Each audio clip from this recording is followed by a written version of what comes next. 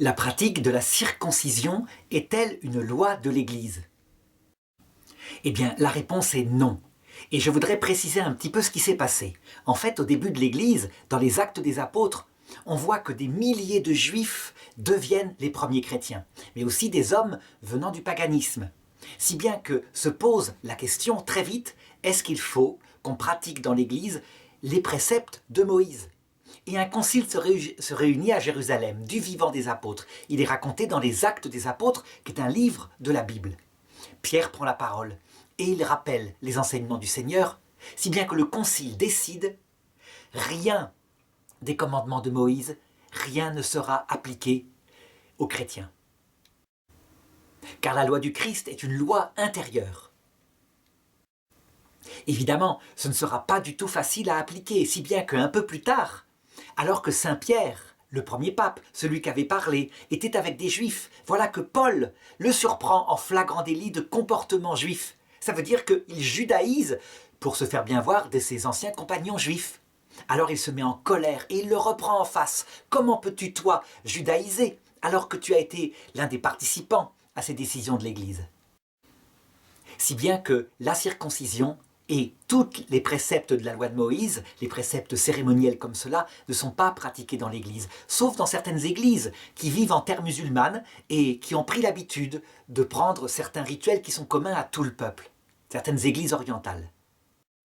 Alors maintenant, il faut comprendre la raison profonde. La circoncision, donc le fait d'enlever une peau sur le sexe masculin, est un rituel qui signifie bien ce que c'est que la loi avec Dieu, l'alliance faite avec Dieu en Abraham puis en Moïse. Il s'agit d'une alliance dans la chair. Ça veut dire qu'un peuple charnel, par descendance et aussi parfois par adoption, un peuple charnel devient prophète. Et tout ce qui lui arrive dans son histoire matérielle prophétise des choses. Il suffit de prendre quelques exemples. Quand le peuple hébreu conquiert avec une épée la terre promise, Canaan, où coule le miel et le lait, eh bien évidemment, matériellement ça a eu lieu, il y a eu une conquête.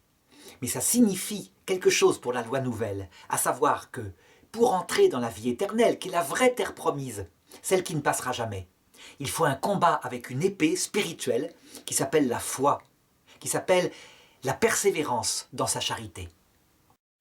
Et ceci se passe dans la lutte intérieure, contre toutes sortes de tentations, contre le démon qui attaque, et lutte extérieure, parfois contre ses propres frères, qui, quand on est trop fervent, estiment qu'on est, par exemple, illuminé.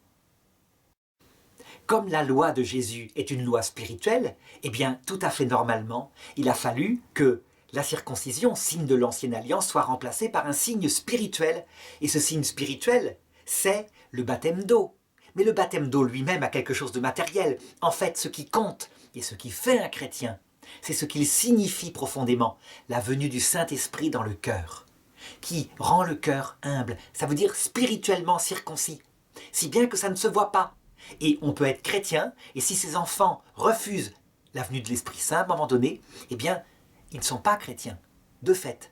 Alors que si on est juif, parce qu'on a des parents juifs, et principalement une mère, disent les juifs actuellement, d'après le Talmud, eh bien, les enfants sont juifs. Et donc, athées ou pas, peu importe, ils sont signes de cette alliance ancienne faite avec Dieu.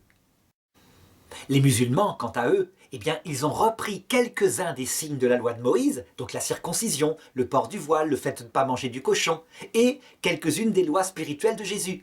Mais ils n'ont pas repris les plus de 600, je dirais, préceptes de la loi de Moïse. Il y en aurait beaucoup trop d'interdits alimentaires, donc ils sont un peu entre les deux. Cependant, l'islam est une loi d'obéissance matérielle aussi. Parce qu'on a des enfants musulmans, ils sont réputés musulmans, et s'ils apostasient, il peut y avoir la charia qui les punit. Tel n'est pas le cas dans le christianisme, qui est donc une alliance de la charité libre.